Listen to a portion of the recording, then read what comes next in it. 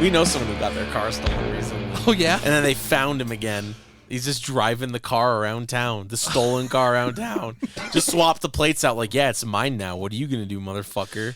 Crazy we're literally, shit. I'm in the area this person was relatively in. Yeah. So now when I'm driving, I have to fucking look. Yeah. Because I could see it. I'm the person that would see it. I'm in the area. There ain't no such thing as a nice area. It's all gone to shit. Yeah, they were doing it like miles away, but then we saw them down the road from here.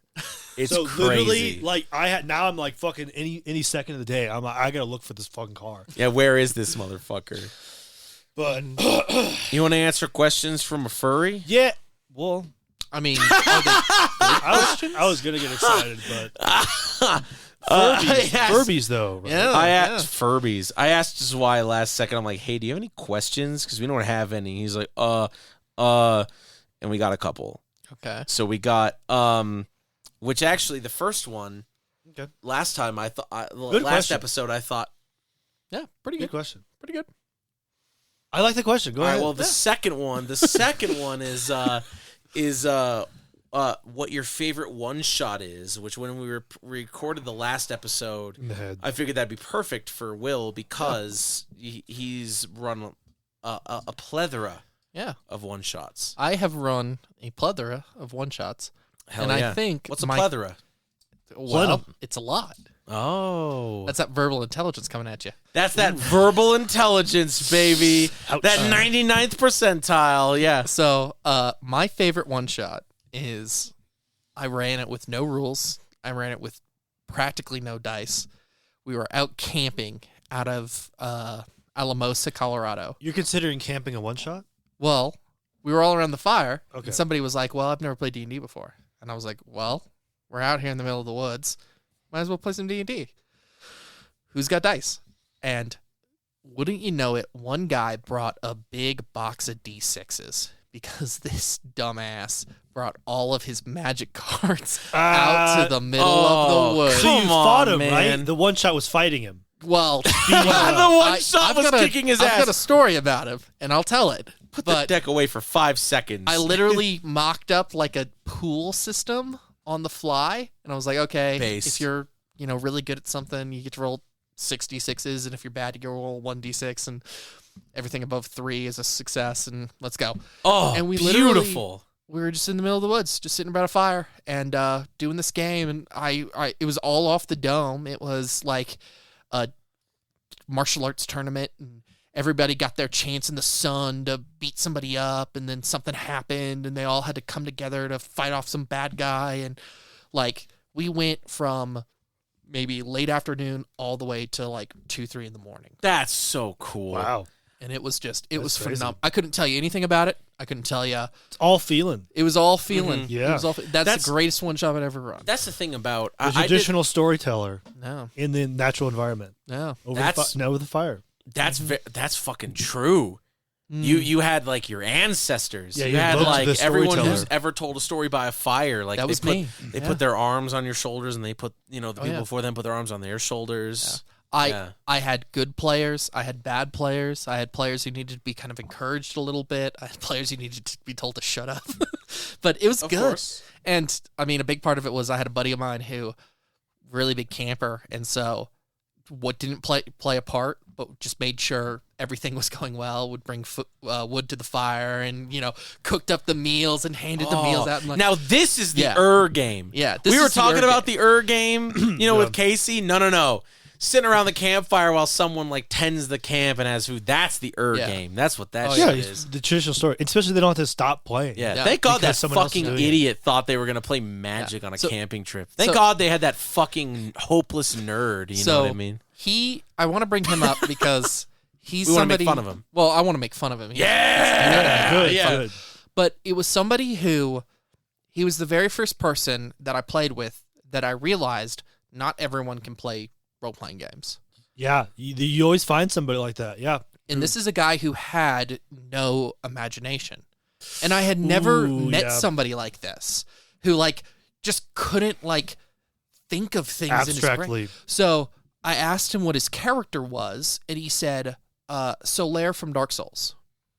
And I said, you mean What he's- about Solaris or like- Dark Souls? Yeah. is he like a knight? Is he like what about Solaire Yeah, from Dark Souls? exactly. And he was like, no, I'm playing Solaire from Dark Souls, only he's got an alien chestburster in him. And I said, What? like an alien? And he's like, no, he's Solaire from Dark so Souls. you're dead. I mean, But he's got an alien.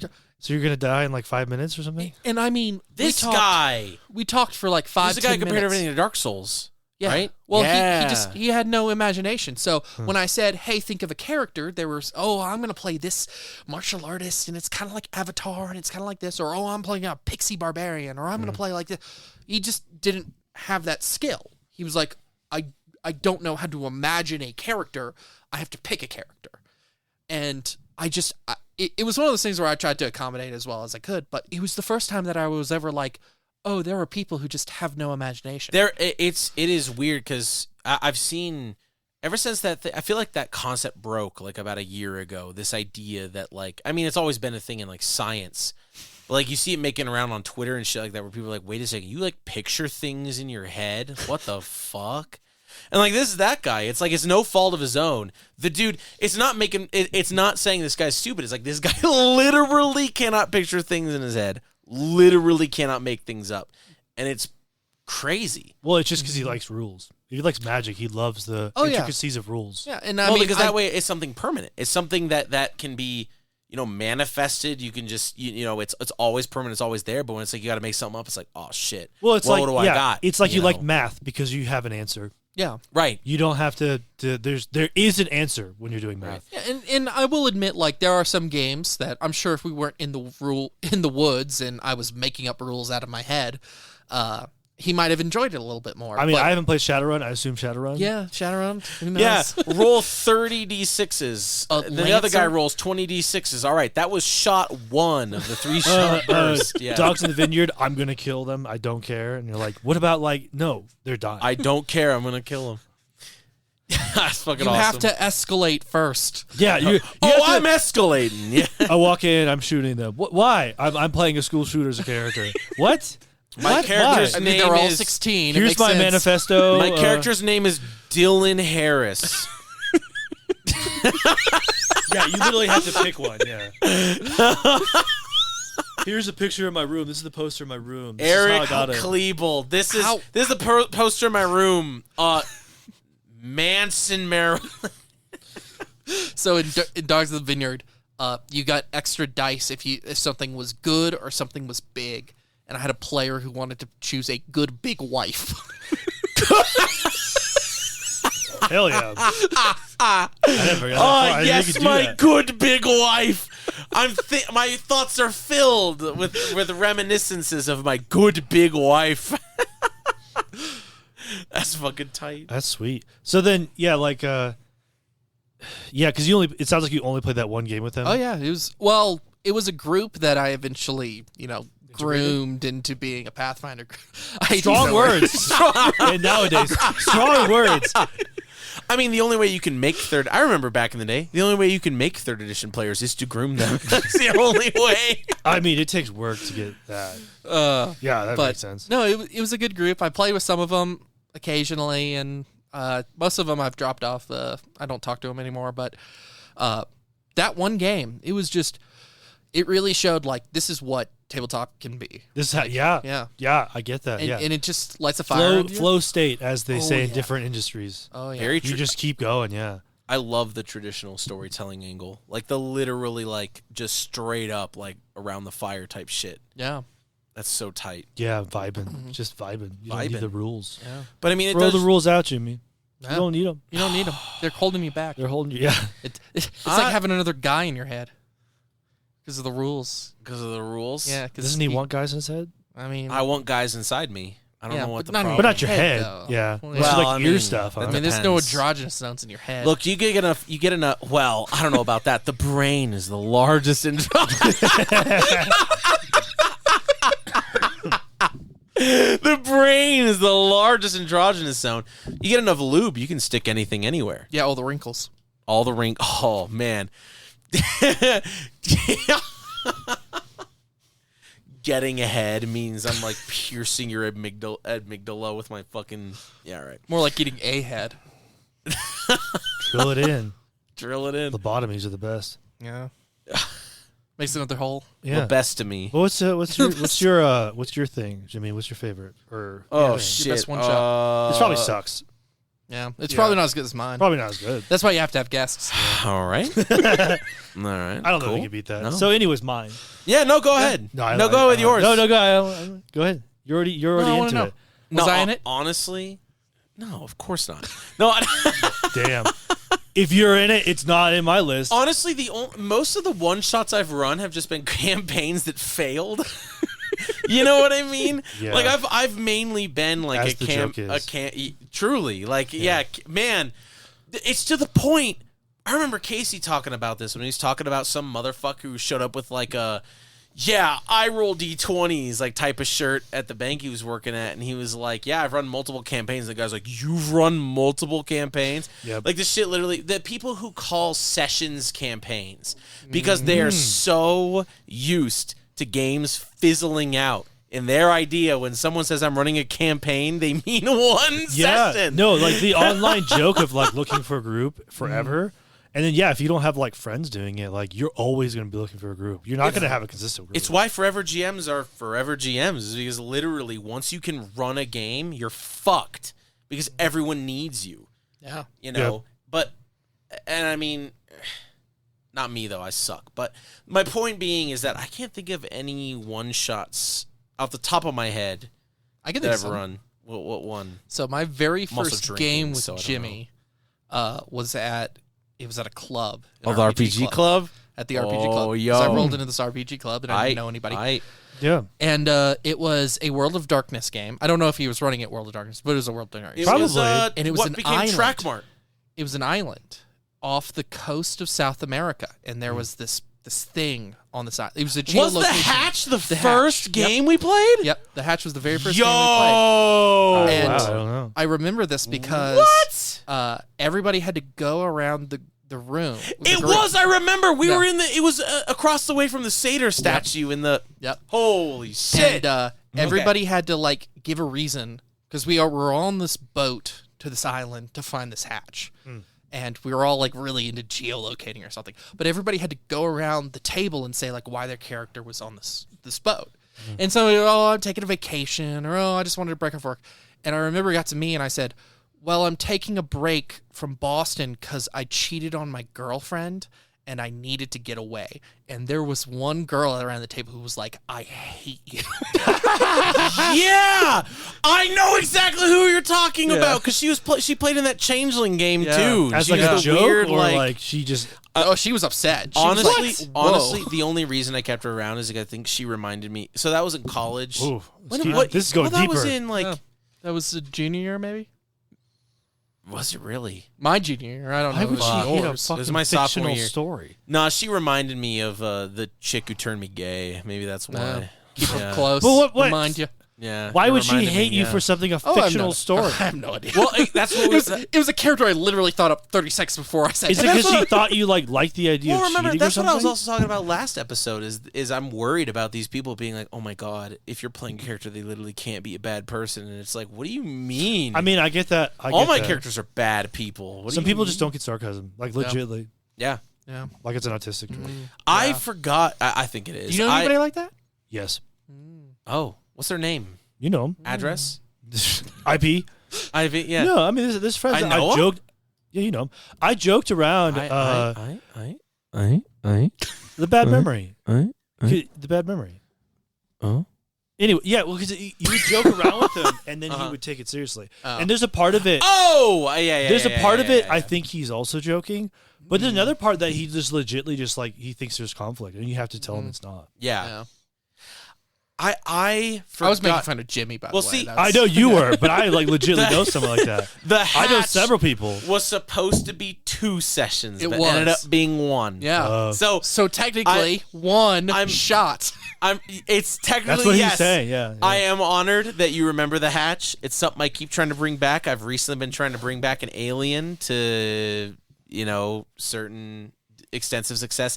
It's one of the things between like Blue Mountain, Estrato Zero, Track Marks. The hatch is like the one that has seen the least light of day.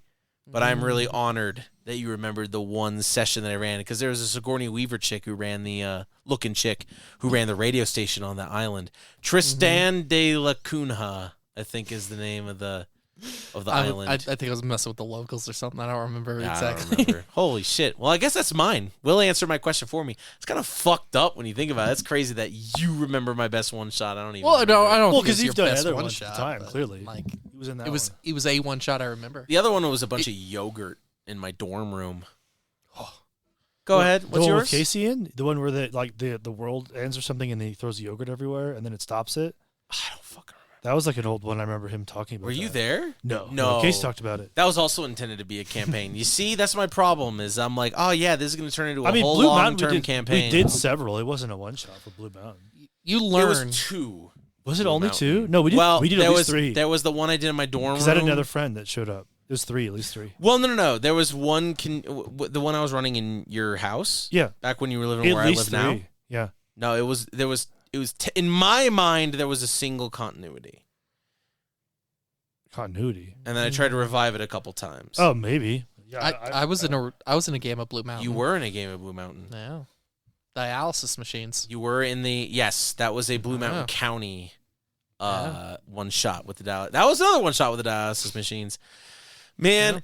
I mean, this is what I was talking about at the brewery earlier. Is it's like I can't come up with shit anymore because it's like, you know, at least if I'm running stuff other people wrote, I can fix it, and then I don't feel so bad if it only made it one session. You know what I mean? Yeah, that's the traditional. Well, Yeah. well, I think for me, I very quickly learned that, you know, don't ever plan more than a couple sessions. Like, Yeah, don't ever be true. like the campaign guy. Like, we're gonna do this many sessions and we're gonna meet every week and because you're setting yourself up for failure because you never know what it's gonna be. But if you have 2-3 good hooks, you can figure it out from there. That's true. That's very true. And that's why it's a lot easier to do in like OSR, because characters take 5 seconds to roll up, and then you can just throw a bunch of hooks in there and a hex map and be like, oh, look at me. I have this whole big world that is, you know, sketching paper thick, but to you it might as well be, you know, a globe, you know. Because the screen, behind the screen, on the player side, it's a wall. Nobody knows what's going on back there. And That's why Casey loves the idea of the smoke and mirrors. Yeah. It's true. He wants people to think that everything's all figured out. But Yep. but But the he problem has no fucking idea. But the problem with that is, like, when you have people like that, it makes it so harder to make new DMs, because your goal as a DM should be showing people, hey, this is not that hard, and you should get behind the screen and you should tell your own stories. I mean, maybe, but we have the exact opposite problem. Yeah. We all DM. That's true. All of us do run. But that's Casey, good. Matt, me, that's the way it should be. Ben. Yeah. Yeah, we all check it. Yeah. It's just we have a weird circumstance that I know is rare. I think it is hard. I like the other approach where, because I know the approach you're talking about, which is like, you know, yeah, everyone can GM, and it's true. Everyone can GM, everyone can referee or whatever, but it is hard.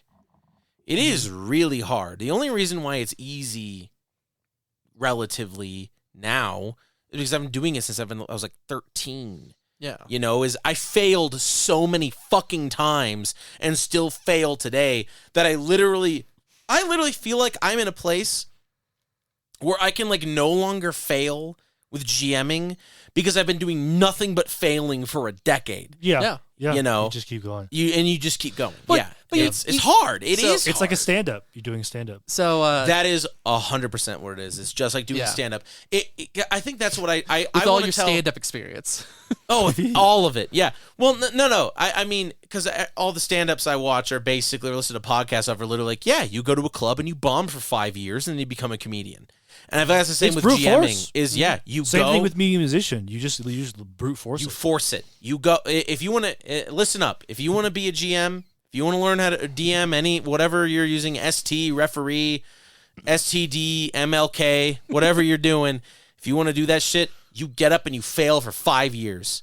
But I would say that and the it'll be fine. opposite is You know? that punk circumstance, because if it looks easy, you would want to try it. Yeah. Mm. Well, It can do the opposite too. So I have a fun story.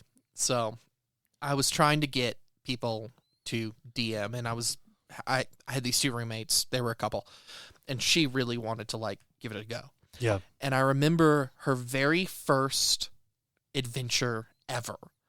She sets everything up and she gets the screen and she's like, all right, you guys are in a village and there's a sickness in this village and you have to figure out where it's coming from, and it's coming from this mine.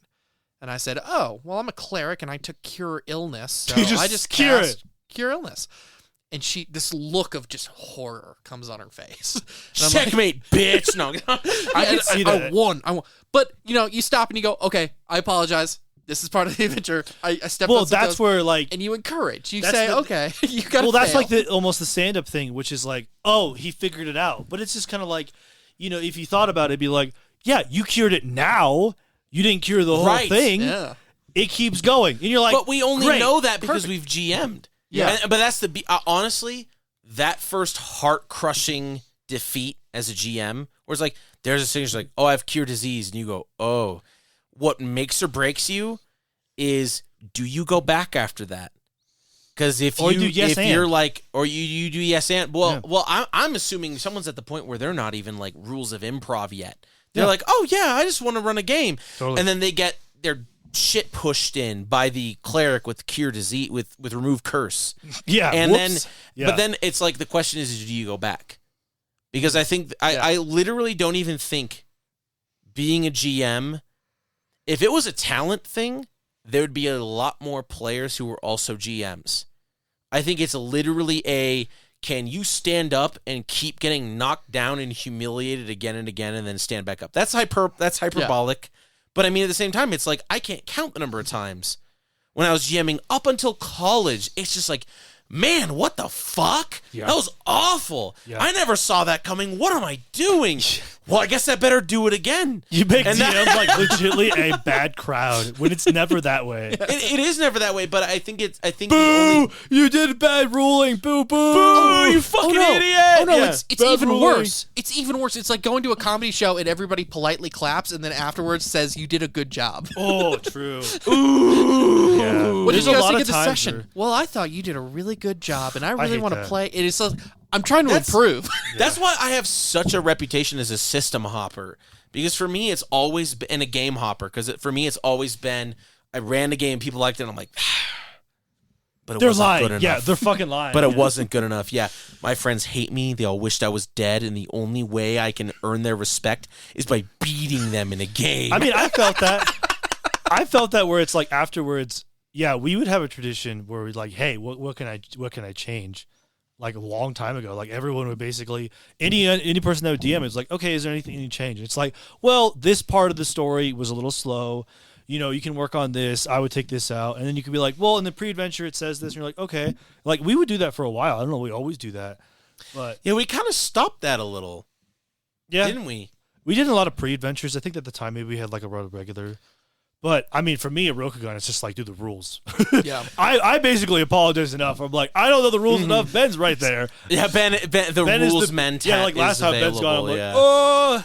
There's in the introduction to Luke Crane's new Miseries and Misfortunes, he literally has a part where he talks about, like, this is a game for you to show up your friends in history stuff. That's literally what it says. It's so your funny, job is to be really...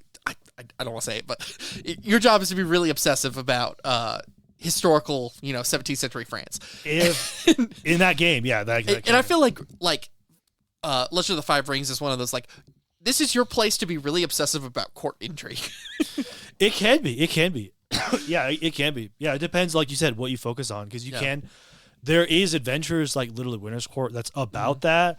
And then, I think I'm not like, courts that matter, but to me it's just like, don't think like you're a hobo, you're a murder hobo. That's my basically angle. So, you're not a murder hobo. So let me ask you this: what is everybody playing? Are they playing cranes, lions? I'm playing a Scorpion Clan Wardmaster. Scorpion Clan. Okay. So it's very focused. So instead of being just regular Japanese, they're all shamans of different clans.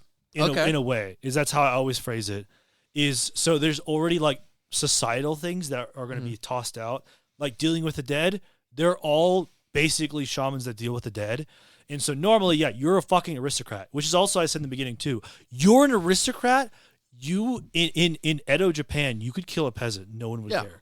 Like that is a thing. So you were gonna act like it, and characters have done where they're just like, yeah, you saved a peasant, and then one character's like, fuck that. Why the fuck would we do that?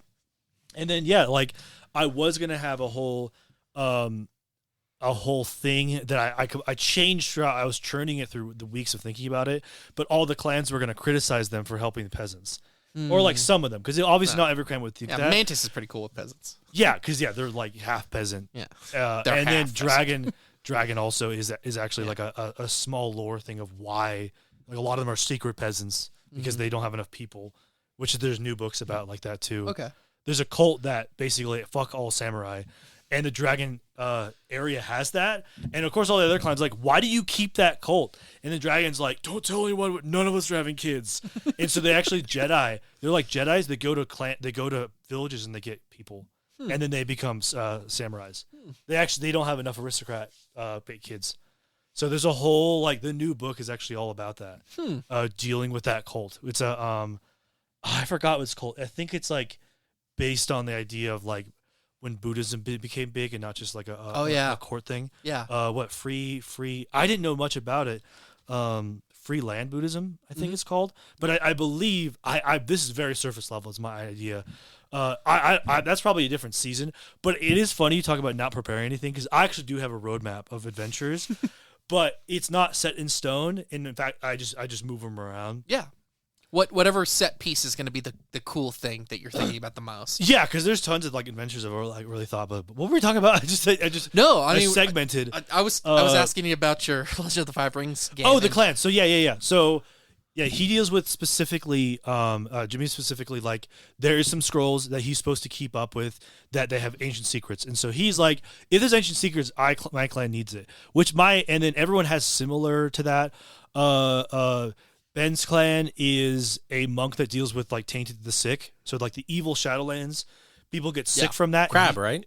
Fucking crab. He's the Kuni, but yeah, basically nearby clan. Basically a crab that became their own. They were part of the crab.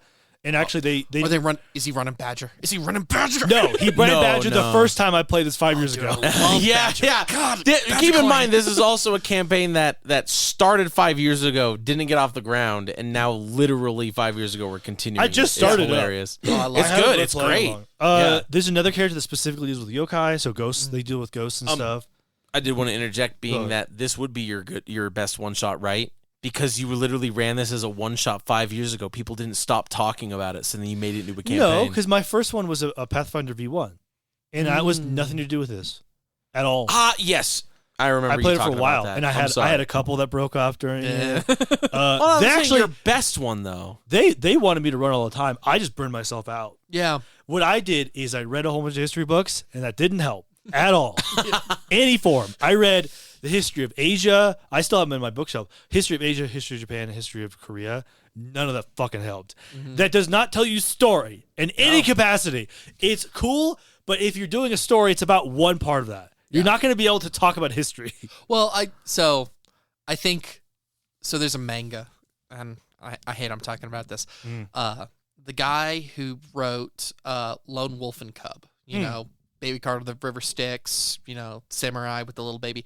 He wrote another comic called Shogun Samurai Executioner. And it's basically a slice of life Edo period like story about this guy who works as an executioner.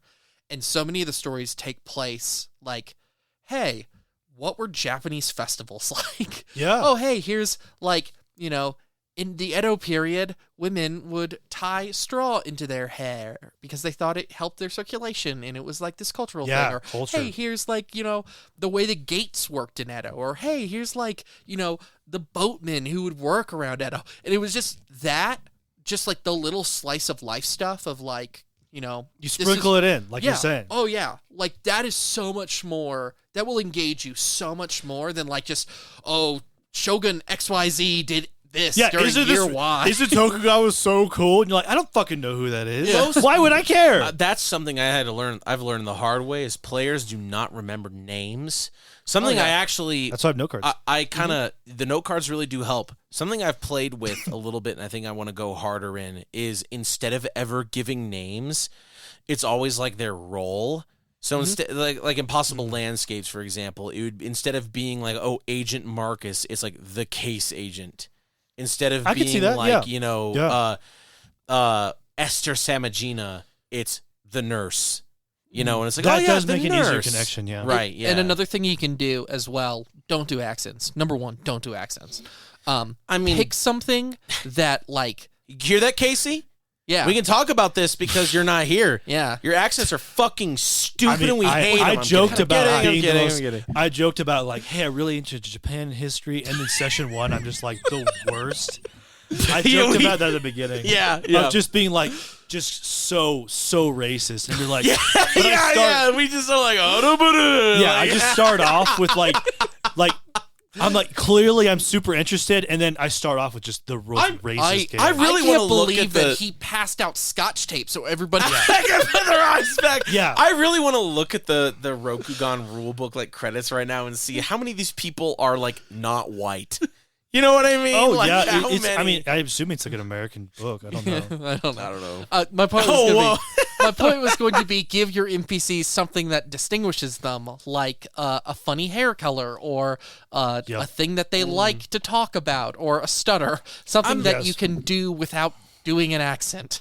I'll even go one further because Yeah, I do about think doing accents that. suck. Except I think Casey is the only one I've played with who's done a reliably good job with, because he just goes so far into it. He's a performer. He just likes performing. He is a performer, and the thing is he goes so far into it, it like wraps back around to being cool again. Yeah. You know what I mean? But Sincerity. I play with some people For for sincerity is important. no. But no. Yeah. Well, no, I'm running a vampire game for some people, and like, Oh. one of them insists on like trying to role play with me, and it's really hard because I usually give. It depends on how I feel. Sometimes I'll do the accents or whatever, but typically it's like a third-person narration sort of thing. Yep. I feel a lot more comfortable being like, oh, he says this, and he says it like this, and whatever, and I feel like it generally, because especially in the moment, I'm not very good at being like, oh, let's improvise some good, compelling dialogue. It's like I more want to give the impression of dialogue, and then it's like, oh, I can process this and understand he's being hesitant talking about this thing. And then we can just kind of continue. And he keeps trying to roleplay directly with me, and I'm like, I don't know what to do. I like to roleplay. I just in the headspace where I have a hard time. It depends on the night. Because I just played with Casey so long. So I like Playing that. with Casey is I just like to do that mimic. I'm just not in a good place to do that. I did the dense So, voice forever. I just have to did, work on it. So I ran I guess you could call it a I need to work on it campaign too, man. of Luca Rajic's Witchburner. Oh! And one of the things that I tried to do, So good.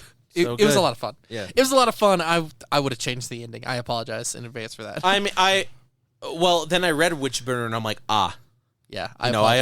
Look, you say Luca Rajec, and what I understand is like, wow, incredible ideas, but I have to do all of the execution on my own. Yeah. That's basically how it works. But one of the things I did was whenever it was like case specific, because they're looking for a witch, and that's the premise of the adventure is the party's looking for a witch, and they've got 30 days or else everything goes up in smoke.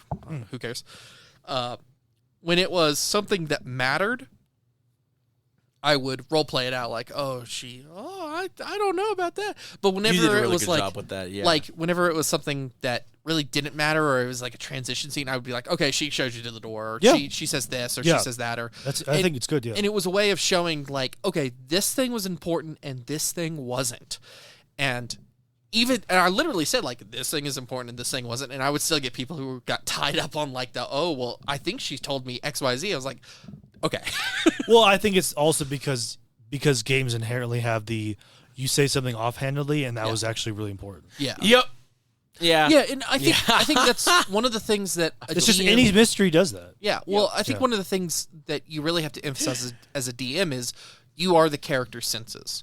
Like, what a character sees, hears, smells, it's all on you as the DM. So the things that you emphasize are the things that they are sensing, quote unquote. So you have to be really good about saying, hey, this is important, this isn't. But that's very Principa Apocrypha. Yeah, do they talk about that in Probably. there? Yeah, just that you are their senses or whatever. Our boy, Johnny Finch. Matt Finch wrote that? Yeah. Man, Finch wrote Matt that. Finch is like Daddy Ozric. Mr. Daddy Ozric. Mr. is Ozric, sir, yes. single-handedly responsible for like the OSR. It's crazy. Oh yeah, he's a great guy. Yeah, I'm gonna look that up. I'm gonna see if he did that. Okay, so here's my favorite Ozric lore, real quick. Matthew Finch will film his games occasionally, and he's a heavy smoker, so he'll paint his spent cigarette cartons to make out little dungeon rooms. Oh my god! Yeah, How much did you smoke? Damn. A lot. Jeez. Apparently. His voice is pretty nice considering. Yeah. Doesn't he? He's also the one who puts the GoPro in Yeah. the dungeon, Yeah. so you get like the old school Well, his voice is RPG probably dungeon pretty deep crawler. from all Oh, the yeah. smoke. Oh yeah, You can hear the smoker. a little bit. Yeah, it's good. You can Well, watch it's a his Janis Joplin, right? Yeah, you can watch his YouTube videos. They've got like 12 views, which blows my mind because I mean Dude, he's yeah. the guy. My Legend of Five Rings. I'm watching a guy who's like 300. And Yeah. like, I have to get like how the game actually plays. From Yeah. this guy. I feel like this is like revisionism. There's no way. The Principal Apocrypha, Ben Milton and Stephen Lumpkin, No way. with assembled and amended by David Perry, illustrated and illuminated by Evelyn Moreau. And it's Well- this is the cover. Ben Milton did that?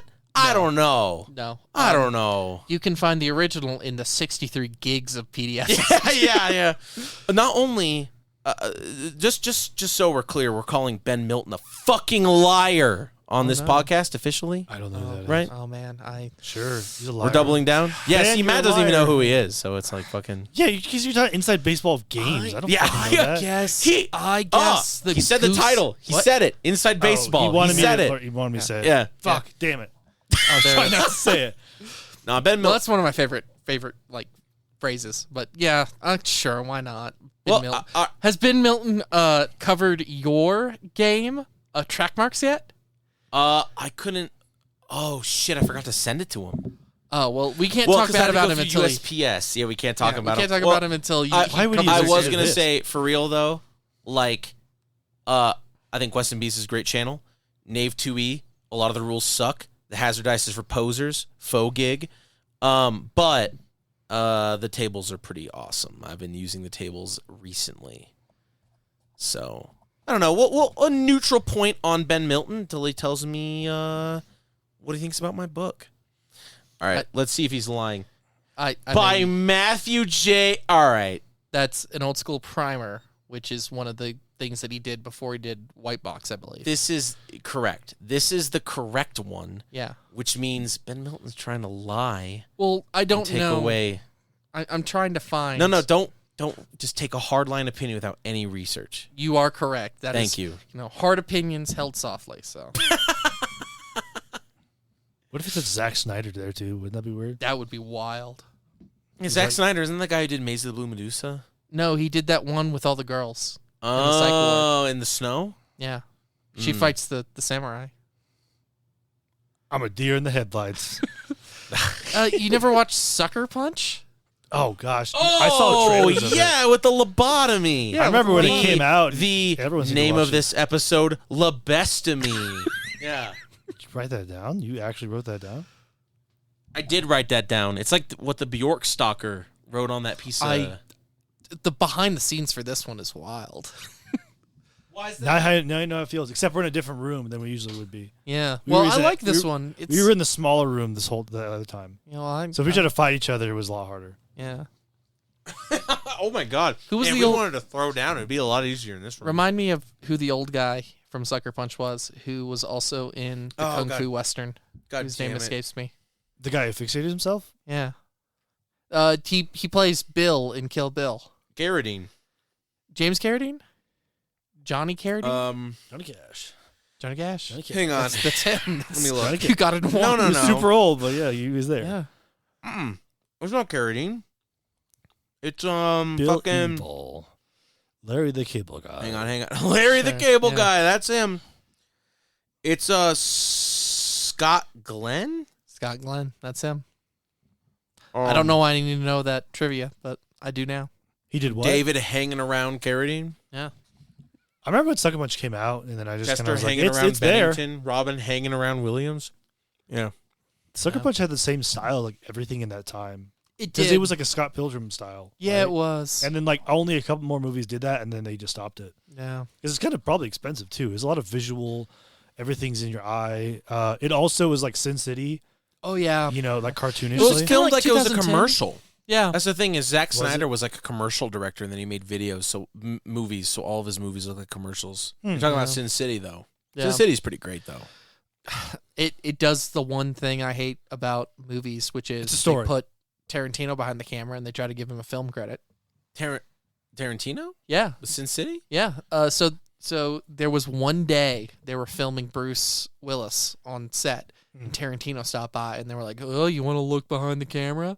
And he did, and so there's a Sin City film credit for Tarantino. That's stupid. God, I hate Tarantino. Well, it's so also much. Robert Rodriguez, so it makes sense that It he does just make give Tarantino a sense film because of Dead by Dead. because they Daylight, fuck each other. Dusk Before From Dawn. Dusk Till Dawn. Yeah, there we go. There is a podcast, the only good RPG podcast besides ours Yes. that I can think of. Sure. Besides everything on Role Playing Public Radio, because Ross Payton is a Chad. I love everything he does. It is called Film Reroll, Okay. where the guy who runs it has been running nothing but GURPS for like 20 years. Oh, you talking about And so what he does is he remakes a movie. He gives everybody characters and stuff from a movie in GURPS, and then they replay the movie in GURPS. But then it can end differently because they're playing it as a role-playing game. And the first one I listened to was From Dusk Till Dawn film reroll.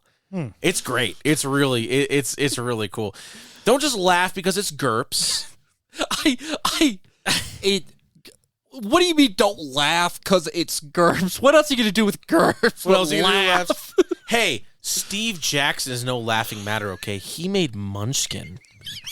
Okay. All right, okay. He's got the pyramid with the eye. He knows people who can kill people. You know what I'm saying? That guy's Steve Jackson, Illuminati. Have you ever played GURPS? No. You haven't? Wow. Fuck no. The only thing I needed to see was the TG GURPS General thumbnail where it's the slipcase that descends into infinity. And I'm like, nah, I'm good. Thanks. You know. I'll play Savage Worlds, okay? That's as far as I'll go. Maybe Fate. If you put my penis in a vice, I'll run Fate. I'll run Savage Worlds of my own will. But there's nothing you can do that'll make me run GURPS. I have a distinct memory of having lunch with you in college where you were like, I have this new game. I'm burned out on 5th edition. Shut up! Shut up! Oh no! Oh no, this is a lie! This is lore. This is how I fucked up my Out of the Abyss game. No! This is first person perspective on me fucking up a campaign. A 2-year-long campaign! I'm just so tired of 5th edition. It doesn't let me do the things I want to do. I found this new game. It's called Fate. Stop. People will know I'm a poser unless you stop. Nice. How'd that go? Shut up, Matt. Fuck you. You know exactly how it went based on my reaction. No. I was like, wow, you're really going to use Fate. Can I try one of those? Oh, thank you. Yeah, I did for like 8 sessions, and everyone hates my fucking guts.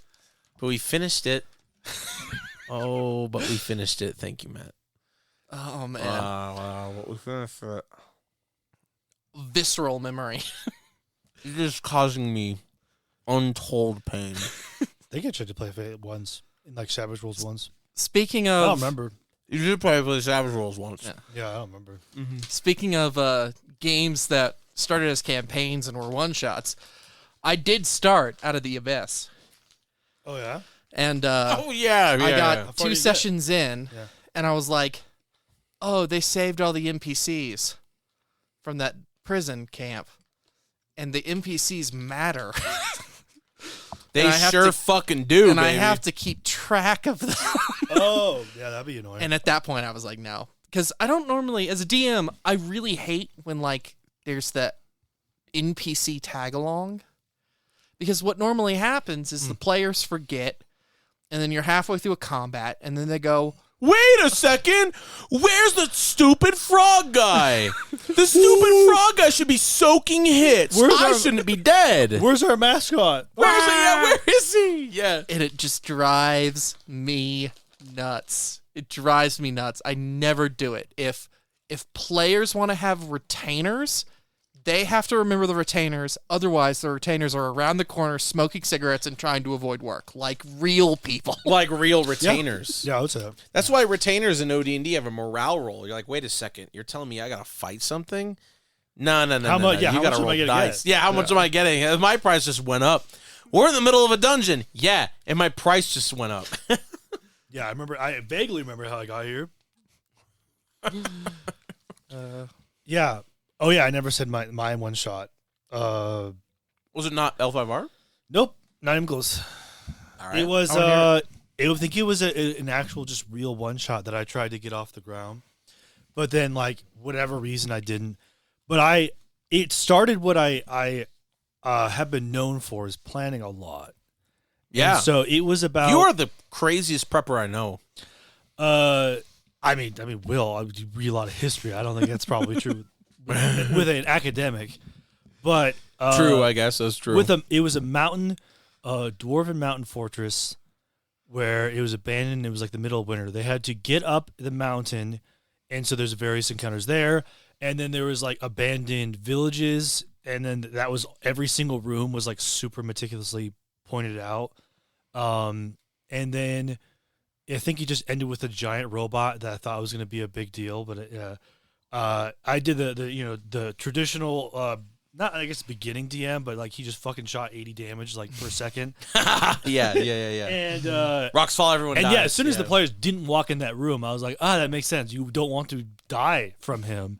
But yeah, that was just like the flow state. It was like every part of it was like every creature is unique. That's why I like the idea of like you name when you fight something. For a Japanese game, I wanted to do it more. The enemies would announce who they are. They're not nameless. Hell yeah. I'm bad about remembering that, but you will remember my name when I kill you. But yeah, NPC would probably they're gonna tell you who they are because they want to be known. But yeah, like NPCs that like were very distinct, and then rooms very distinct, and then like how it got to there, and then yeah, it's what I was trying to do in other cases is like over prepare, but it works. It over prepare, like yeah, and it's the over prepare, but you it's okay if they don't go in a certain room. You don't force it. Yeah, but I like the idea of like they go in and then like that's like Impossible Landscapes is like. A guy farts in the room, and like it's like about like the most important thing that for some reason in that game there's like echoing like everything in Impossible Landscapes mattered. Like you find out about a book, and then you go to the publisher, and you talk to the publisher, and you're like, "What the hell? What's this to do with that mystery?" But I love how much detail it is. Mm-hmm. So it brought me into my idea, which is to actually over prepare as much as I can. Yeah. And then yeah, if they don't do that, that's fine. Well, I mean, I don't think there's such a thing as over preparing. There's definitely not. Even if you don't, that doesn't show up in the session, you never know when you can kind of hint it. Yeah. And I remember it was in, I think, a Weird World 1640 game. The legendary one. Where, like, I had written up something about a lore for vampires or something, and they didn't do the thing that I thought they were going to do, and that's fine. And then all of a sudden they were in France, and I was like, this is kind of a weird kind of, side trek. Oh, hey, I have all this vampire stuff. Let me just run that. If you over prepare, I do think there's a such thing as over preparing, but I think it's based. Mm-hmm. I think it's the idea that it's like when you just can't stop. It's just like, I'm going to make so much stuff, but then you have the wherewithal to repurpose it for other things. Yeah. Like if you prepare something, you write it down in a notebook and you never use it again, there could be a chance you're playing a game some other time and you're like, wait a second, I think I have something for this. And you pull open that old notebook and you open it and it's like, oh, here we go. Yeah. I have notebooks and notebooks of like, just adventure ideas over Same the here. years. That's, man, that's awesome. That's awesome. That's cool. How many notebooks? Like how many? I don't If you had to finish put a number notebooks, to but it. I actually in my desk I have stacks of notebooks, and half of them are all empty because I keep buying notebooks. Yeah, I have, do the same thing. Based notebook enjoyer. I show you, it's yeah. this tall. Hell yeah. I have the moleskins that are about yay big for the audience who are listening. I'm making a sign about this big. 3 feet. It's like It's about a foot. It's about I don't know. Do that again. So about what? What are you gonna? What's the art to it? 1,200, 1,500, 2,000 pages. Yeah. 2,000 Sure, pages. Fucking hell! How? Yeah, you I can buy use them those, from Barnes and Noble. and I They're write- $300. Like it's just like it's a more like secured one, or I mean, like it's like a journal or something. Yeah, it's more like a journal. And when I was in college for my bachelor's, God, I can't believe I have to make that distinction. now. yeah.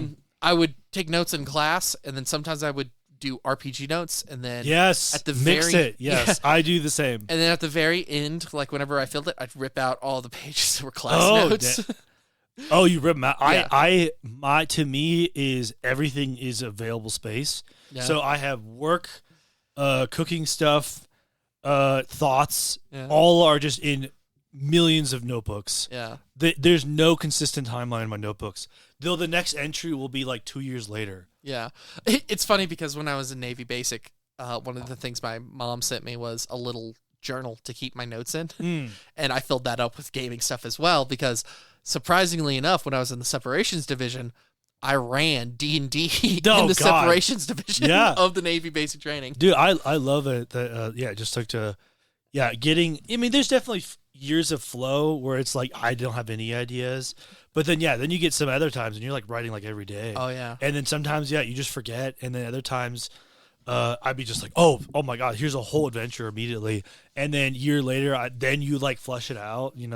That's what I've with had. track marks. I've been working on it for so long, and then I gave up on it. And then a year later, I'm like, I got it, and then did it in like a month, and then I'm still like kind of. I'm not super happy with it anymore, but it's like I got it out at least. Got it out, you know yeah. what I mean? Yeah.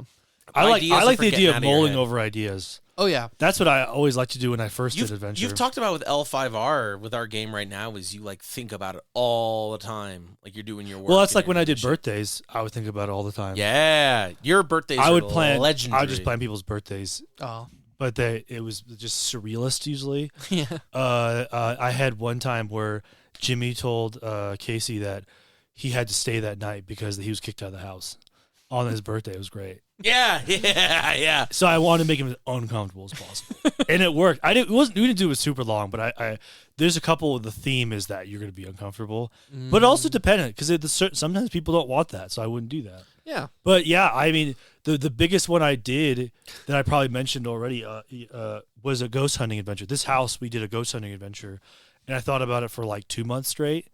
And so we did a lot of stuff. Yeah, Jimmy ended up being there. He thought he wouldn't, but he ended up showing up. I did end up showing up. Yeah, But that took a couple months. Yeah. That reminds me of probably my worst DMing experience ever. Oh, yeah? Yeah, I know what you're talking about. all right. So I was running a game of Star Wars for a group, and it was a guy and his girlfriend and a couple friends of mine, and the premise was everybody was playing X-wing pilots because I was really big into the X-wing Squadron novels, the Michael Sticco ones, and the game was going really well, except that one of the players, the girlfriend of the guy, she had a tag along. She had her twin brother as an NPC, and so everybody got to do this cool thing. Like one of them was like kind of a secret Jedi, and the other one was like a mechanic, and she had like her brother. It was really great. And at a pivotal moment in the campaign, I was like, "Oh, you're doing this dogfight against these TIE pilots who had been an antagonist throughout the campaign, and they shoot down your brother, and he goes down and it goes up." And she was like, "No." Well, it's a little worse than that. She just kind of she's like, "Can I save it?" I'm like, "No, it's gone." Ooh, And she just that. kind of shuts down. She gets up and she walks upstairs, and I was like, "Oh, did I cross a line?" And so her boyfriend goes up and checks on her, and he comes out. He goes, "All right, well, game night's over. her brother died in a car crash. Oh, crash. fuck. Was this Dark Jesus. Heresy? No, Did Dark this is- Heresy no, kill this chick's brother? No, It might have. Another game. Game night's over, so pack up and get out of my house. God. Get the fuck out of my house. Yep, Fuck. we've had a death in the family. Oh, and How recent was the death? It was not a recent death. It still but it was, burns. It It burns. still. Oh, I thought you meant like it happened like then. No, No, it's This just was a deeply super held deeply trauma held trauma. that Yeah. that Wilford Damn. that I was just trying to dig at. Dude, that was high school era for Oh, me. I Was see, I doing see. stuff like that, and then being like, "Oh, this happens," and they're like, "What?" And Yeah. they're like, "Yeah, not that bad. I never had it that bad, but I get it. I feel that. We're like, this one thing happened, and then the whole mood changes, and you're like, oh, that's like definitely the worst I've heard of. I it. felt I so mean, bad. I've killed characters, and then like the game's over, and you're like, what? Here's the wild part about that. Didn't kill the campaign. We still finished it. That's Was she? awesome. Did she come back? What a trooper. What'd she say? Like, yeah, that's just like Oh yeah, she. she was like, yeah, let's not do that. Let's She's not do such that. a trooper. What, did he come back? Did you bring him back? No. The NPC? No. Damn. Of course I Do did. you know how fucked up that would be if you're like, well, now they're alive. It's like they never died. What do you do? Well, it could have been like a rewind. That's pretty common. But you were just Well, like, her it's brother too didn't late. get a rewind. He doesn't live on in the game. Yeah. This is really dark. Hell yeah. It's extremely dark. So we're back, and he's still dead. yeah. Yeah. That's how he started it. That's how you start it. Like, that's so fucked up. I will admit it was a little bit kid glovesy from that point on because I bet, yeah. there was one session where they like ran into Darth Vader and they beat Darth Vader and they were like, "Wow, this was really easy." And I was like, "Yeah, because I really can't kill anybody I'm else." really nervous about killing it. I killed somebody. Yeah, the I know same- someone that was killed with a sword. Yeah, I was going to say the same chick is like, Darth Vader killed my... I know someone that's been stabbed They to death. died in a Darth Vader accident. I mean, that The is the... guy yeah. who hit him had a Darth Vader license. Oh, my God. Deep trauma. Deep, stupid trauma. Oh my god. Dude, I get that. Yeah, like trying to kill a character. Yeah, that's the worst way it can happen. Is like, yeah, it's like the joke of like there's a streamer that was playing Cyberpunk and he walks up to a kid and he's like, "Oh, what a stupid kid!" And he's like, "I miss my sister." And apparently that streamer also had that, and he immediately goes quiet. That's the story of that clip. And it's like, ooh, if it's true, it's like, yeah, that streamer goes immediately, ow, ow, and walks away. You know what? I've In the got face of that strong conversation, opinions about that. Man. there's a certain streamer. Yeah, I don't think he actually did the best. Just a guy who might have made a no. Blades in the Dark based game. He's a photographer, okay? He's a photographer. No idea. Don't worry about it. Okay. Oh, is this getting cut? Bro, I don't know. Well, getting a here's little the too close. here's the story. This is the story all about how my Far Verona stream got canceled because I did something bad. Look, I'm a huge Burning Wheel stan, so I pretend it didn't happen. Yeah. But no, Dude, but At the end of the hey, as somebody who claims to have written Dogs in the Vineyard because Keith Baker says that he completely disowns the game because of the way he wrote about Native Americans, I'll say that I wrote Dogs in the Vineyard. Who Oh, cares? yeah, he talked about that. Yeah, they're like, "Oh, I don't like how it's depicted." And it's like, dude, You wrote the game.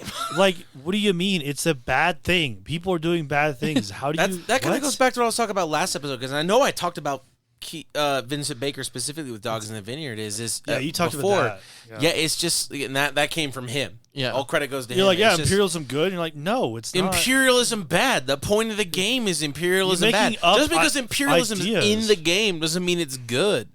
Like, it's bad. I think it might be like someone who's way too online. I might have said that Yeah. last time.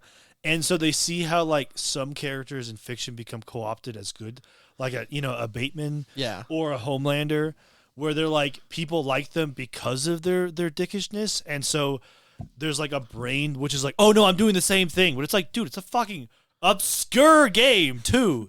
No one knows Dogs in the Vineyard. I barely know it. You could say 30 more obscure games I would never heard of. You already have. But like Dogs in the Vineyard is causing people to love imperialism or something? Like what? And then this might have been something that we talked about at the brewery, but there is a strain of puritanism that is in a lot of modern media. There's an expectation that media reflect morality in a serious way, that because of that, you can't have these morally gray characters. You can't have these kind of morally gray situations because, oh, well, what if it inspires somebody to do something bad? And it's like, but if you're not addressing that in media, if you're not exploring that in art, if you're not allowing an outlet for that in a place that is at least somewhat safe. I mean, we do kind of that. Breaking Bad, the main character's not good. The Sopranos was the So example I guess it's not brewery. necessarily that, but in the end they die or potentially die.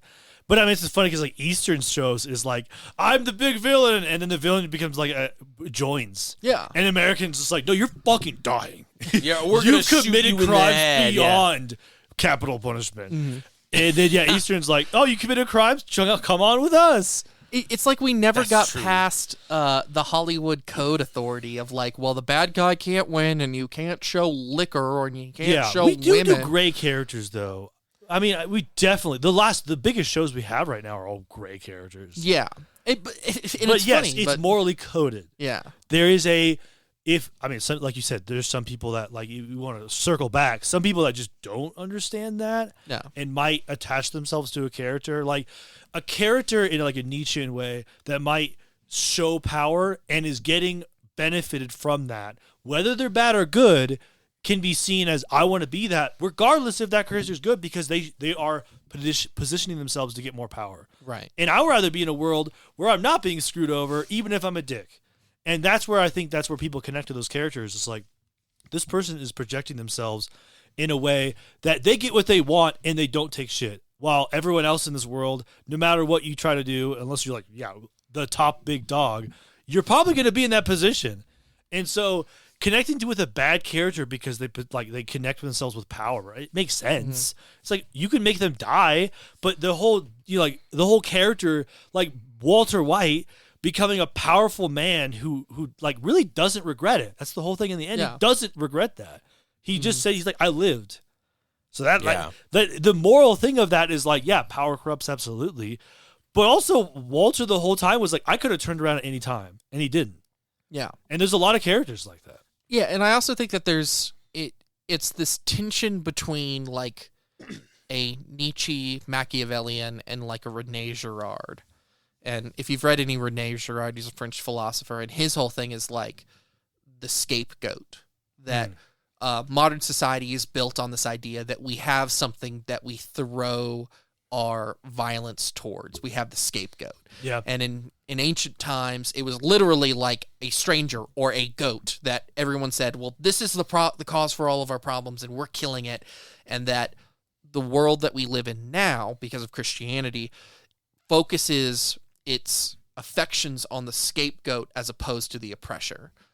So there's this tension of, well, who's in the right? The person with the power, or the person who is the power is being pushed against. Yeah. And I think there's also, and this might be too esoteric, but it's like, I think there's a common moral literacy in modern America that's kind of gone, where it's like most people don't really know the intricacies of like, what do you mean by good? What do you mean by bad? What do you mean by the right and wrong?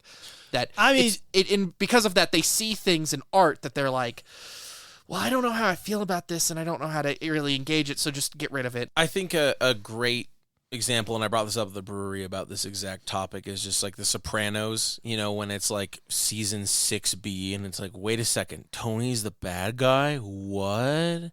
Yeah, but the one I like to bring up a lot is at the very end, where it just cuts to black. And the idea is, oh my God, well, did he die or did he what or whatever? And it's like, it doesn't matter. He was either going to get assassinated or go to prison for life. The whole point of the ending and the dreamlike state of it is that we don't know, but it was gonna be bad.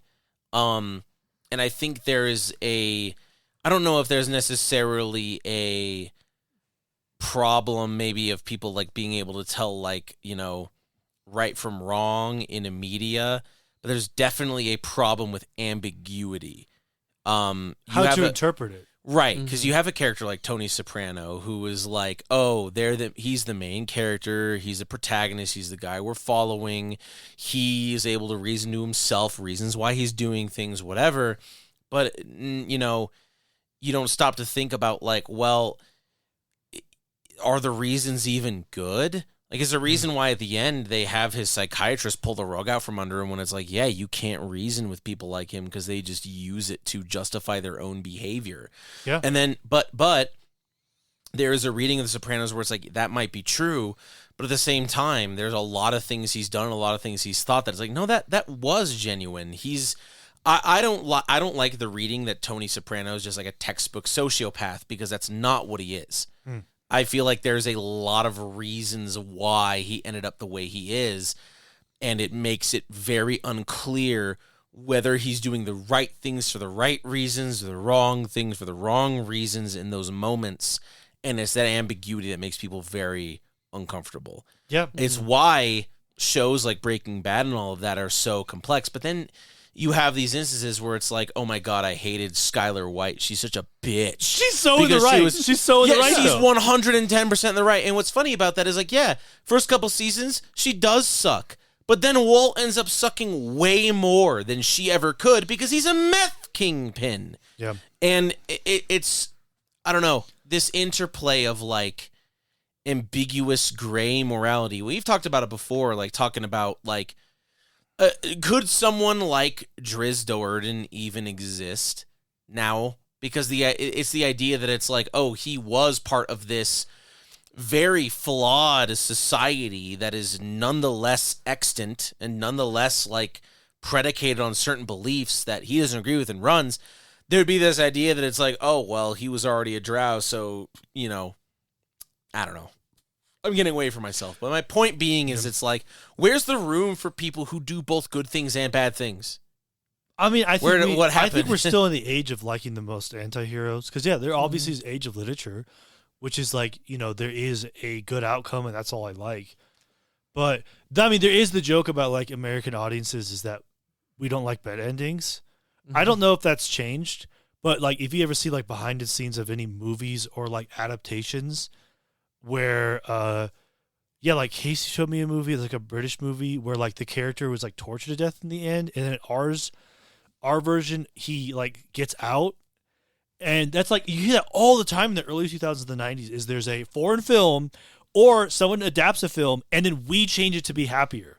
Oh yeah, my go-to example for this is The Great Silence, which is one of the Western deconstruction films, and it's a deconstruction in a lot of different ways. The setting, it's all snowy, and he uses a machine pistol. But one of the big ones was he dies in the end. Yep. And that was the thing that was too far for American audiences, and they had to film a more sympathetic, good ending. And when you talk about us changing literature, literally that's been the go-to is like you said, I don't know if it was the Hollywood thing, like the Hollywood kind of like board thing. But yeah, like there's tons of American films could not be bad. Or the bad guy had to get his comeuppance. Oh yeah, the Hollywood Code Authority. I'm saying it's changed. It's actually the opposite. Is that I think we're getting better about, at least American audiences, about dealing with it. But I don't know, because there also is the difference between American audiences and then what is the term when they test screenings. Yeah, like there's tons of times where people are like, no, I would have preferred the original test screening. Why'd you change it? But it's also like they tested, a very broad. I don't know how they test it. It's still smaller than the audience. Yeah, and I think that also goes to like you are so hungry to create a product to be consumed that you will change change the art behind a film. So that it can be a better product to be consumed. That's a whole other thing. It depends, because there's sometimes the director's fucking crazy, and they do change it for the better. It's not always one way. Obviously, there's the idea of like, oh yeah, the director's always right, but then like, what is it, like Schneider keeps doing a Schneider cut, and it's like, dude, that's fucking long enough, and I don't watch any of those films. Yeah. But like, sometimes it does, Matt. It's a back and forth, it's not a one way. Conan the Barbarian is a great example because the guy who directed that and wrote it and stuff, they kind of co-opted it and changed it to be like kind of like a basic Nietzschean like will to power sort of thing. Yeah. Which even though it's like that's not exactly what happened in like Robert E. Howard's stories, it's not like he was driving at that particular point. No, he wasn't. It does make a lot of sense. The way Conan's story is presented is like, yeah, what is the riddle of steel? The riddle of steel is will. Flesh can fail, like steel can break, but the will cannot. Yeah. You know what I mean? And it's like, okay, yeah, I got that.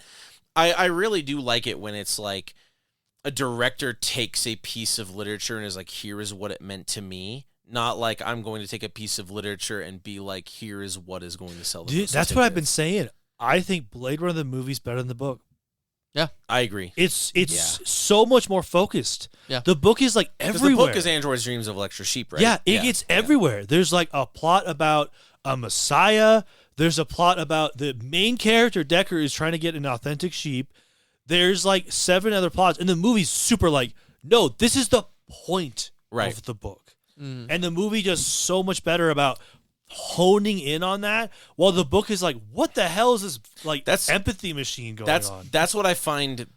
That's what I really like about movie adaptations of books is that it's like, look, we got like an hour and a half, and I've only got a couple $1 million, and we got to get to the point. Yeah, but of course, obviously, usually it goes bad. It's hard. It's hard. Then you get Martin Scorsese trying to make your book into a movie. And you make Killers of the Flower Moon. Did you see it? No, I haven't, but I heard it's 3 hours or something.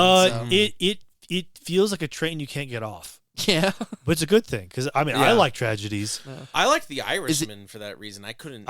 We watched it. Me and my family watched it in one sitting. Like, we just couldn't stop.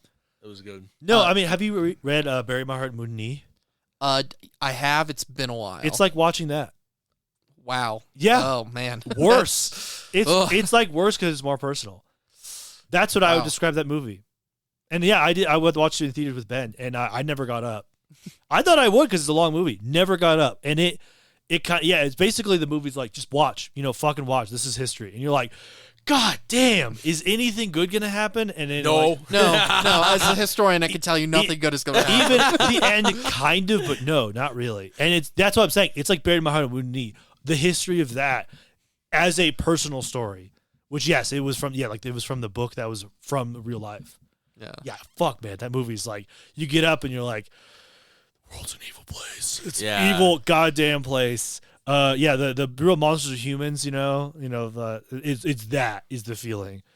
I feel like on a more lighthearted note, Denis Villeneuve's adaptation of Dune, I think, is a more lighthearted example because it's like, he had to adapt Dune, and he's also adapting Dune Messiah as part 3. So we're getting the whole, really? Yeah. So I vaguely heard that. We're getting the whole Paul Medweb cycle, and the idea, for him, it's kind of like, I mean, Dune is so complex and stuff. It's not like, oh, I can just reinterpret it to fit my agenda. That's kind of impossible. But what he did have to do is reinterpret it based on, I don't have any internal character monologues. Unfortunately, that comprises 3/4 of the books.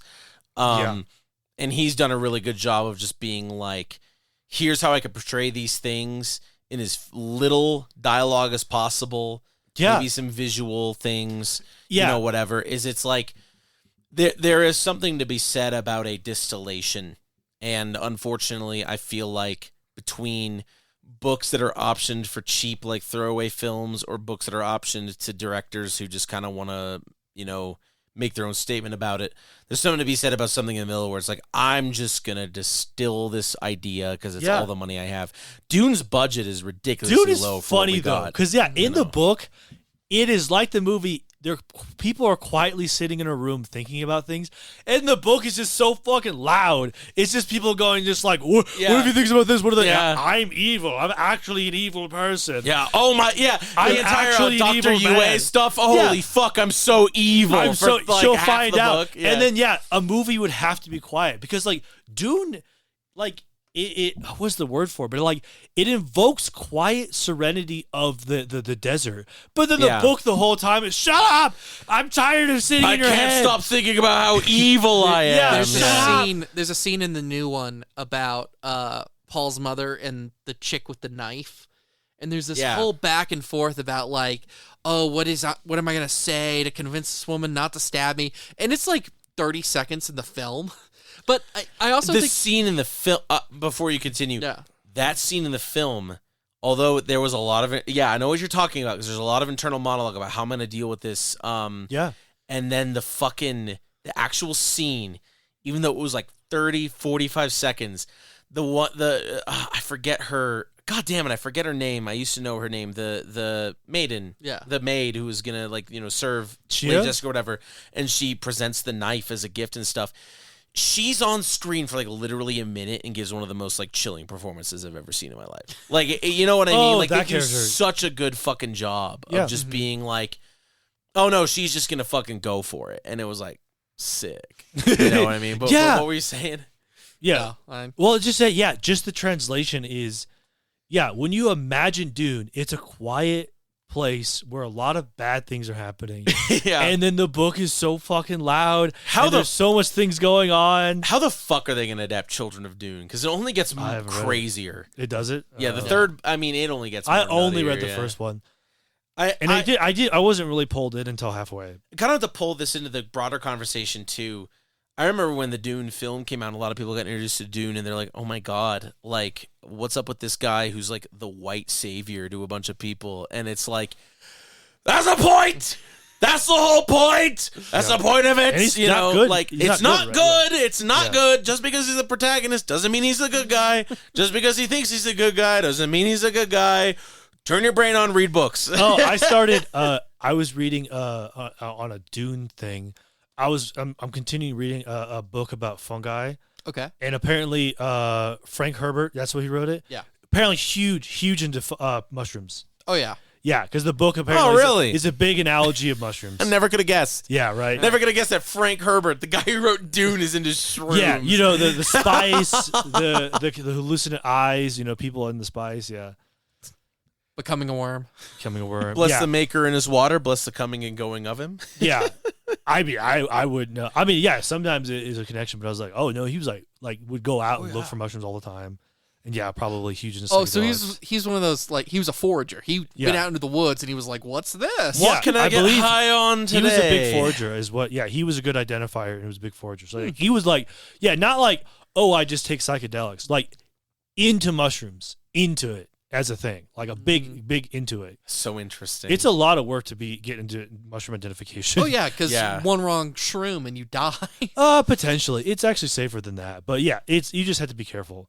There's just it's not a plant. It's a whole different category, so it's complicated. And they change shapes all the time in the sense of like how they grow. So it's like fungus are cool. Like, what's the world's biggest fungus? And like, it's in North America. Oh, it's Right? like Our the biggest fungus or one that's whatever. like that big. Yeah, and it's like it's fucking just gigantic. Oh, I mean, there's yeah. prehistoric ones that that was known for that. It's cool. No, I mean fungus is everywhere. Like Also, mushrooms taste great.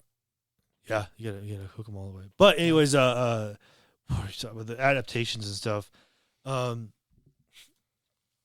It is funny when it definitely was younger or anything, where it still happens where you read or watch like an anime and then you try to make it as a D&D game. It's like, no. Like, I was super into Dante's Inferno, and there is adaptations now, but it's just like, there's no reason to make it work. Well, I have a rule about this, and it's something I've noticed, and I need to write a blog post about it, but I'll just say it here. And I call it the Pokemon rule, because what will happen is somebody will play D&D, and they'll be really into Pokemon, and they're like, oh man, it would be so great if this was a tabletop. And so they sit down and they start to make a Pokemon game, but they make a Pokemon game based on what they've played, which is D&D. So they'll write like, oh, your trainer can do this, and here are the 6 stats, and here's how much they can pull, and here's what combat looks like. And it's like, no, you've missed the point. You're trying to make a Pokemon tabletop game. You have to include the Pokemon. Yeah. And I think there's a big part of that where it's like, there are a lot of people, DMs in particular, as new game designers who don't know how games work. Yeah. And because of that, they're like, well, I'll make the next 5th edition. Well, I think it's like agency. Is a lot of the time your favorite story The story's written, and the Yeah. character is a written character that is specifically embodying, everyone around the character is embodying specific aspects of the character, moving into a very linear way. So forcing non-agency into people that, like, you want the story to go a certain way, it's not going to go that way. And that's a huge part of, like, games that are based on IPs. Like, if you're going to run a Star Wars game, everybody has to sit down and go, okay, we're not going to Tatooine. We're not going to kill Luke Skywalker. We're not going to find the Millennium Falcon and kill Han Solo. We're not going to kill Chewbacca as a baby. Your own story. Yeah. Yeah, and those are big enough worlds we can do that. But it's like, you get some stories where, like, I want everyone to do this. And then, that means they don't have agency. Yeah. You're just going to push them into whatever story you want. It's really interesting how many, like, games are not... I think it's indicative of a problem where there's so many game designers who aren't game designers. Like, they're like, oh, I'm like an art major at a cool idea, or writing an effective rule set. What's that? You know what I mean? Maybe I see it more just because we're in, like, the OSR and by adjacency, like the art punk kind of sphere. But it's this idea that it's like, these are all the things that people should be thinking about. But then you have a lot of people who write games and who run games who just don't think about that. And you have to be kind of told that sometimes about how to think about it. Yeah. Because you just don't know. You're just like, this is how, you watch it, you watch media, you don't realize how much work has gone into it, or just that the person naturally knows how to make stories work. Like a Stephen King, he just can make a book. But most authors, it's not like that. For most authors, it's like boiling water 600,000 times, and you just distilling, and it's definitely something. I think you just have to learn it sometimes. Some people are talented into that, and they can just learn it. I'm trying to remember the quote, but there was a famous author who once said, everybody lies about writing. Even I've lied about writing. I've compared it to brushing off the dust of a fossil. I'm completely wrong. It's like chipping at an ice chest. Yeah. It's painful. It's painful for a lot of that. I mean, for me, I said trying to read adventures for me was like fucking annoying. I hated reading adventures. I think there's something else to be said about that, though, where there are, and this drives me nuts about some types of RPG podcasts where people will read adventures. Not this one. I know not this one, but you want me to say it? I've already say it. Yeah. Something drives me nuts about Fear of a Black Dragon. Yeah. It's Tom and I forget who else. They run a podcast. Who cares? They're both idiots who suck. No, I'm kidding. But, I'm kidding. Every single time they talk about an adventure, it's either one or the other goes, well, I didn't run it with my group, but I read it. And the other one will say, well, I ran it, but I ran it in this system. Oh, new geez. system. They never So run they it don't straight? review the adventure. And then they talk about the adventure. And it's like, there are people who will read and write blog posts and have opinions about adventures that they don't run with their group. And because of that, they don't have a good idea of what works and what doesn't work because they read it and they go, right. Well, I don't think that would work. Or, oh, well, I don't. But there's something different. And that's one of the things about tabletop games where, we're sitting around and we're having a podcast and we're talking about tabletop games and, take our advice or leave it, whatever. But until you actually bring it into the table with your friends and play it, you never know what's going to work and what's not going to work. It's totally, Right. It's the group based. Yeah. It's not just the group, but it's also like if you're a GM and you're running an adventure, speaking from someone who has done this and failed spectacularly, if you have an adventure or material that's written for a certain system and then you don't run in that system or you don't read it and you just go, you're not really running the adventure. If a good GM doesn't pick the system that works best for them, a good GM can adapt to pretty much any system that's put forward. Yeah, that could be up and down, but yeah. Yeah. I mean, of course, if you were to run D&D 5th edition, it would look different from how Ben runs D&D 5th edition. It would look different from how I run D&D 5th edition. Yeah. But we can all still be like, all right, this thing's written for D&D 5th edition, which means I'm running it Yeah, D&D and 5th I would edition. still have different aspects of what we do. Exactly, yeah. Totally. But I mean, that's our fingerprint. That's what makes us unique in terms of how we're running this game. The idea that it's like, oh, I'm going to completely run it whenever I want, or, I skimmed and I'll run it, my way. It's like, well, you're not. That's funny, though. I'd never heard of that being an actual common thing. Is you take the... I mean, it's very common. I get the idea. It was a big thing when 5th edition came out, as I said before. Nothing was written. We literally only had the PHB. There was like no monsters. There was like barely any monsters. So all we had was to try to convert 4th edition, which people did very quickly. Yeah. So that makes sense for like, we didn't have anything. So we're just frantically finding content where we can. And it was like that pretty much the whole time of 5th. You're trying to find other stuff until the books come out. But that is funny because I could see, at the time, I was probably doing the similar thing, which is like, there's no content. I need to find an adventure from something else. And I also think that there's a little bit of a there's a little bit of an out when you do a presenting an adventure for like a podcast or an article where you start running the adventure and then there reaches a point where something doesn't work and you can kind of look at your party and go, well, I didn't write the adventure. I didn't do this. It's not me sucking. This isn't me sucking. I'm just trying to run the adventure as is. And it's like, but that's not how a DM That would is you approach. sucking. Yeah. Yeah, the exactly. fact that you're not covering for the fact it shows that you didn't read that part, realize that there was a loophole, and then patch it in yourself. Or it shows you don't have enough skill to at least improvise in some sort of like just doesn't have to be a full ass Golden Gate bridge. It could be a wobbly plank, but at least it'll work. Yeah. That's, I think, the huge difference. Kind of what we're talking about is when you're a GM, you got to go for practicality. And it doesn't matter how it looks, as long as it's believable and as long as it works.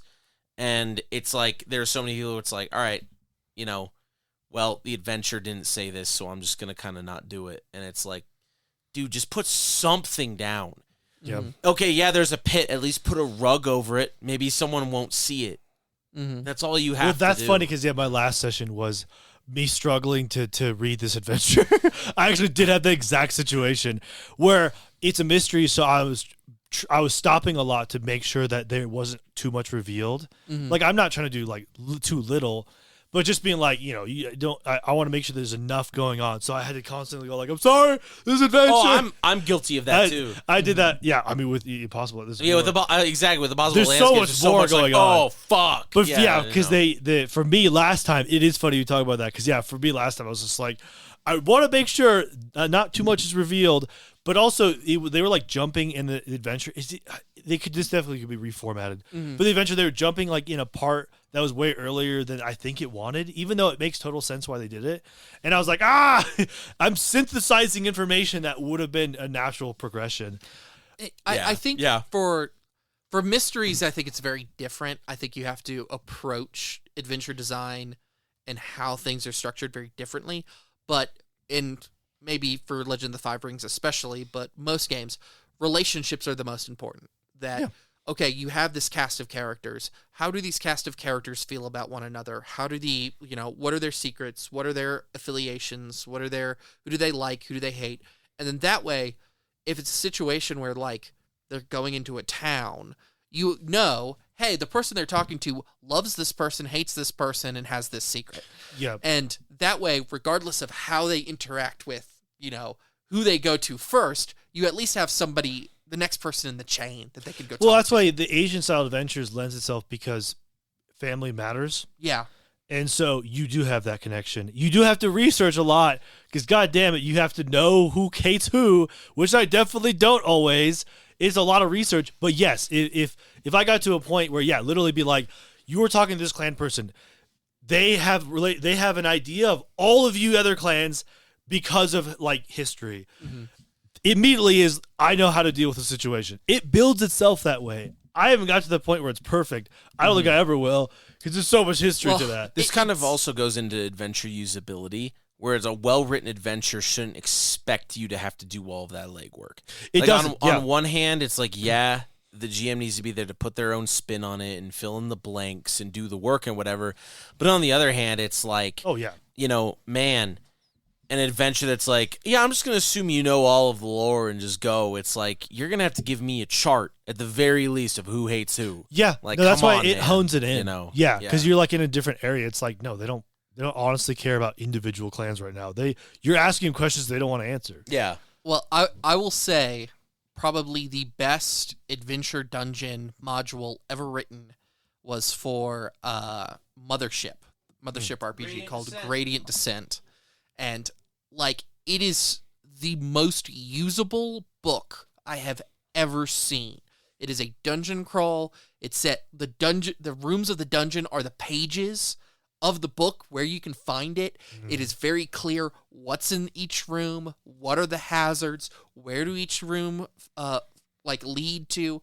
You can read the beginning stuff to figure out who are the factions in the dungeon. You can read the end where it just says here's there is a usability. It's so rare. I mean, it's definitely hard but when you have something that just like, I understand how to read this book. There's so many RPGs I don't know how to read this book. And I think a large part about it is like, and I'm stealing this from somebody, but like RPG books are like cookbooks. They're supposed to be used under fire. Yeah. That if you're not supposed to, like, if you can't figure out what you're looking for 30 seconds at the table, it's poorly designed. Yes. Yeah, I think Legends has that problem. It needs to be figured out. Yes, I would agree. It definitely has that problem. It needs to be something you can use under fire. But, like, I think so I realized this recently. I was reading, like, Stone Hell. I was thinking of running it in Swords and Wizardry Complete. And you're just reading, like, or Castles in Tillian, I was thinking of doing too. And you read it, and you're just like, fuck, I can't retain anything. It's just keyed room after keyed room, and I don't know fucking shit. And you read Impossible Landscapes. Is Impossible Landscapes the best format adventure? No. But I liked reading it, and I remembered what I read, and it's like, can Impossible Landscapes necessarily be used under fire? Kind of. I did use it under fire a couple times, but I didn't really need to as much, because I feel like at least Dennis Detweiler is good enough of a writer that it's like you read a scenario, and it's like, do I remember everything? Not really. Can I find it immediately? Maybe not. But there's enough of it stuck in my head that I could honestly probably just riff the whole thing anyway. Yeah, having that through line, knowledge is so important. No amount of structure, no amount of usability is going to compensate for just shit writing. Yeah.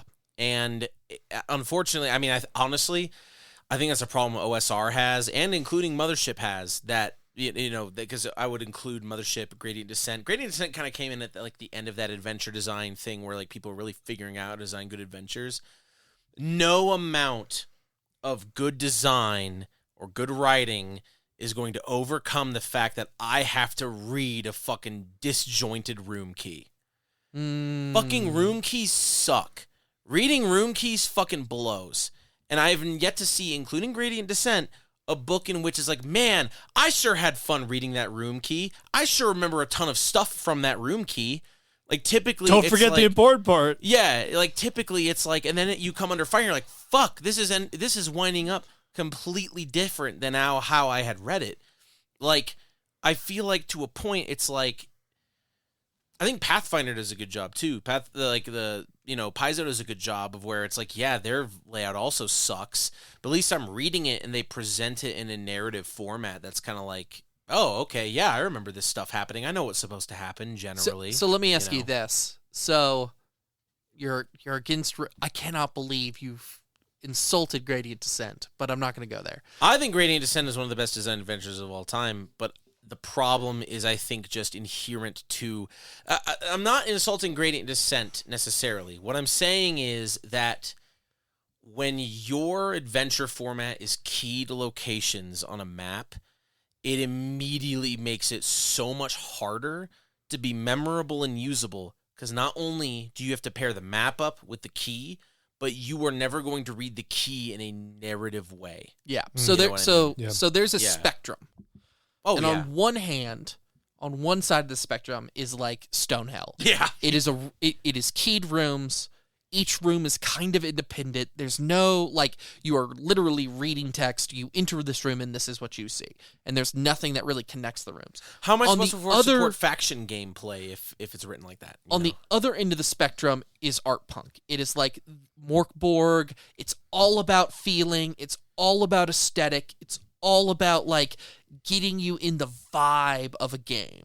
Both of those are equally unusable in the game. If you play Morkborg, you should kill yourself. No, Yeah, no. correct. You should burn yourself with the book. Yes. Immolate yourself and do us a favor once you and roll get that, it out of here. Yeah. Once you roll that 6-6 and the final misfortune is to kill yourself. Yeah, the final misfortune is, whoops, the best of me on a poster board. And then You are that's, trying your hardest to make that joke work. Like, I really all am, night yeah. you have been trying to make that joke work. Anyway. Do you know how every opportunity, I'm like trying to slide it in there. Oh, no, I have to bide my time. I have to wait. Bjork Stalker joke. Bjork Stalker joke. Yeah. So they're like two equally ungameable extremes.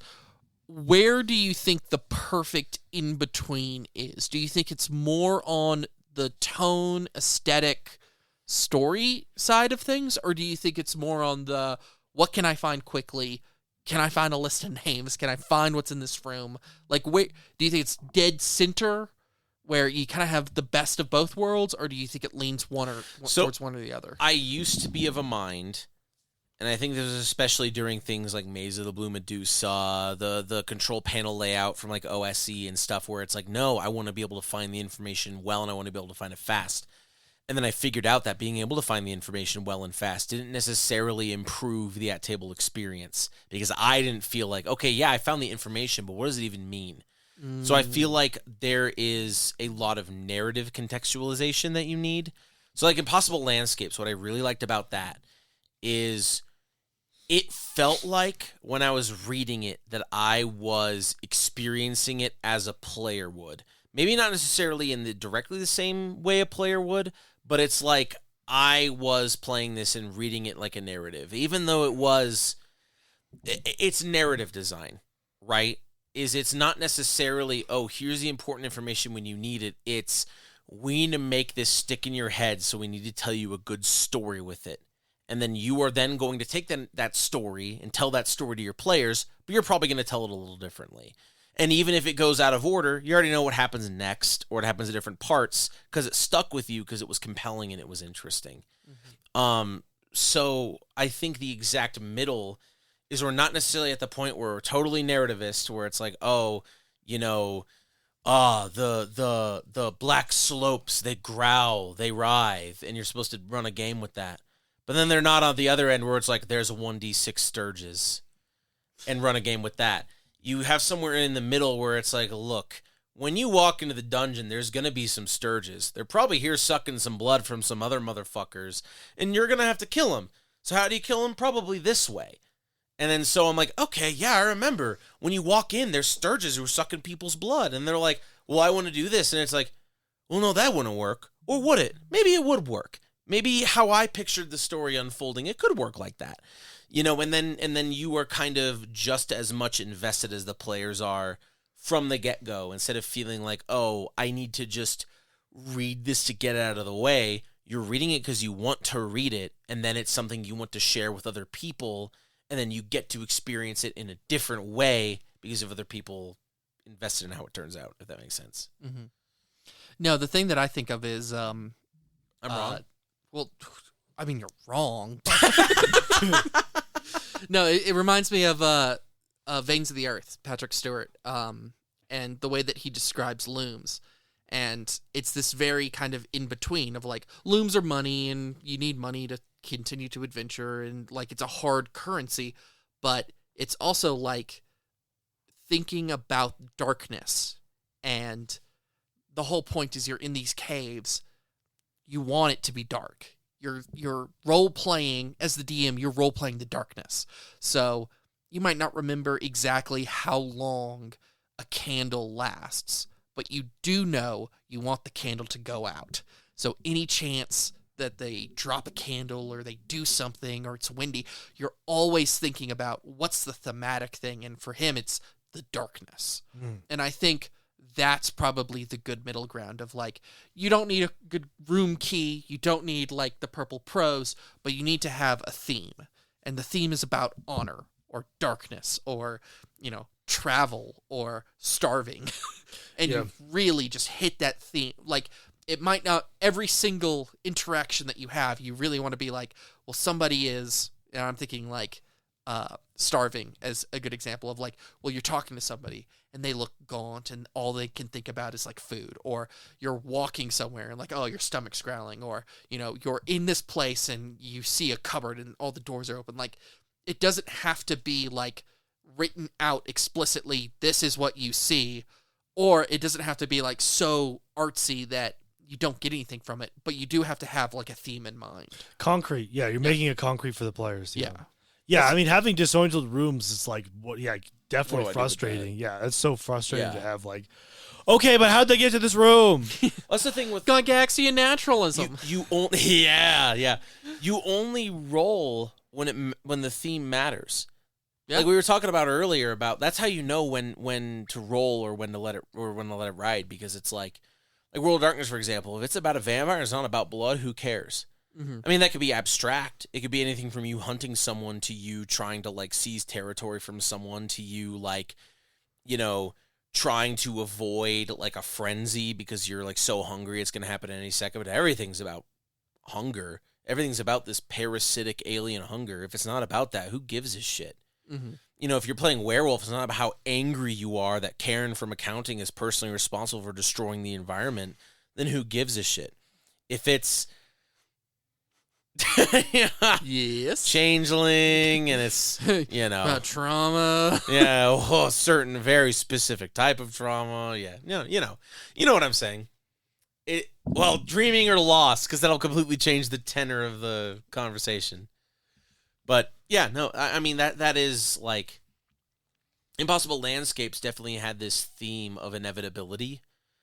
I think it was just slowly trying to erode. You start out with this whole like, oh yeah, it was just a thing that happened, whatever, you could brush it away.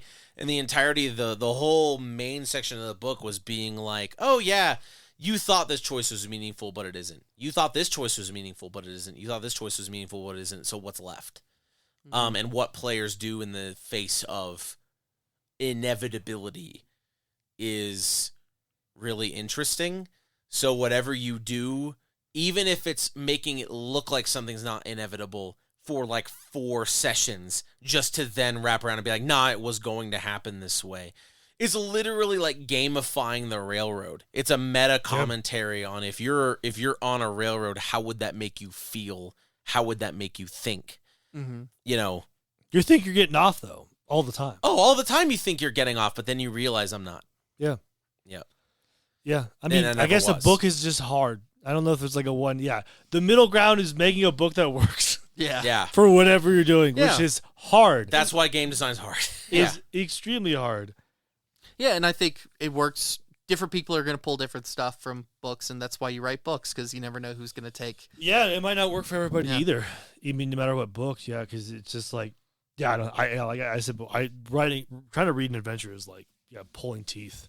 Mm-hmm. I always find it like super frustrating to read. I'm like, And that's my point. Is it? I read shouldn't the be. summary and I'm like, that seems cool. Now I read it, I'm like, ah, Yeah. the whole time. I'm like, this is so why Yeah. ah. It's funny because I notice I have a pool of tropes that I pull from to the point where I think when I had like long-term groups, they'd be like, oh, here it comes. Yep. Right. I mean, everyone does. Yeah. Of like, okay, you're talking to beleaguered army logistics guy.